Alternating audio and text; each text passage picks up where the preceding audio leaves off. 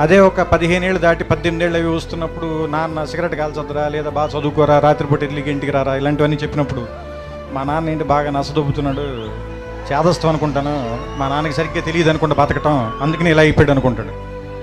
వీడికి ఒక 20 ఏళ్ళు 25 ఏళ్ళు వచ్చి ఒక అమ్మాయిని పెళ్లి చేసుకున్న తర్వాత ఒక ఫ్లాట్ రెంట్కి తీసుకోవటం, ఉద్యోగం చేయటం, నెలాఖరికి వచ్చేసరికి అప్పులు చేయాల్సి రావటం, బిల్స్ కట్టాల్సి రావటం, ఇలాంటప్పుడు నాన్న మనం మరీ అనుకున్నంత వేస్ట్ ఏం కాదనుకుంటే బాగానే మేనేజ్ చేసినట్టున్నాడు 4 పిల్లలు, కానీ మనకి దీనమ్మ ఇంకా ఒక్కడిని కూడా కనకుండానే ఇంత కష్టంగా ఉంది మనకి అనిపిస్తుంది.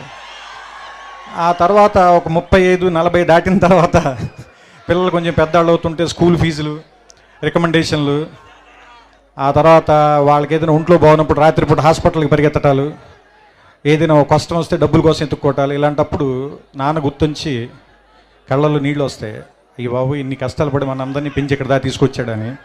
కానీ మనం అది చెప్పేసరికి చాలామంది నాన్నలు ఉండరు, చచ్చిపోతారు.